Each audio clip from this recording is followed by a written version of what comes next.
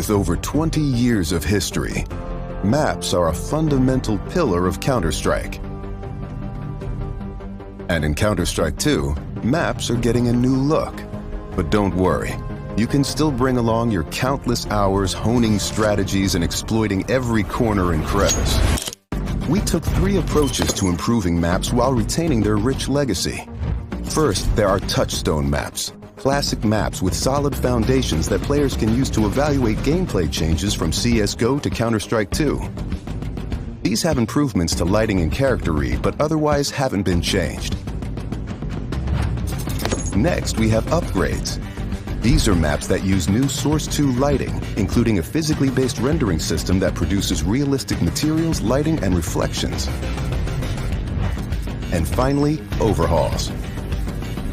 The oldest maps have been fully rebuilt from the ground up, leveraging all of the Source 2 tools and rendering features. These tools will be available for community map makers to make it easier to build, experiment, and iterate. With upgrades to lighting, player read, and materials in Counter-Strike 2, even the familiar will feel brand new.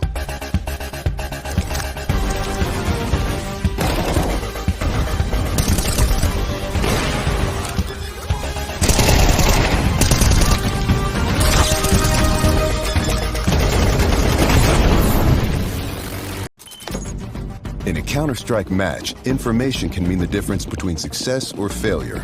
As a result, smoke grenades have become a cornerstone of team tactics.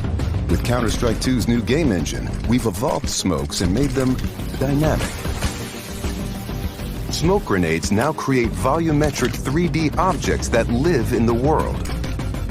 Now, not only do all players see the same smoke regardless of position, but the smoke can interact with the environment in interesting ways. It reacts to lighting, grows to fill spaces naturally. The shape of the smoke cloud can be pushed and carved by bullets and grenades. In Counter-Strike 2, smoke grenades provide even more tactical opportunities. They're just going to look and play better.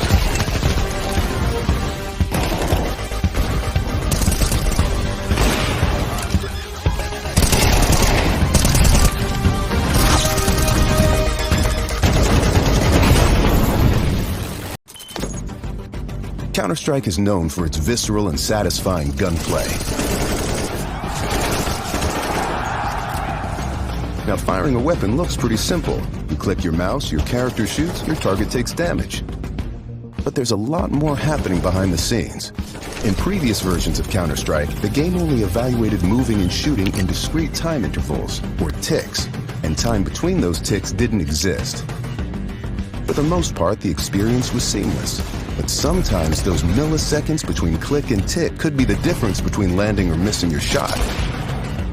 That's why with Counter-Strike 2, we're introducing sub-tick updates. Now the tick rate no longer matters for moving and shooting, so the server will know the exact moment you fired your shot, jumped your jump, or peeked your peek, and the server will calculate your precise actions between ticks. So what you see is what you get.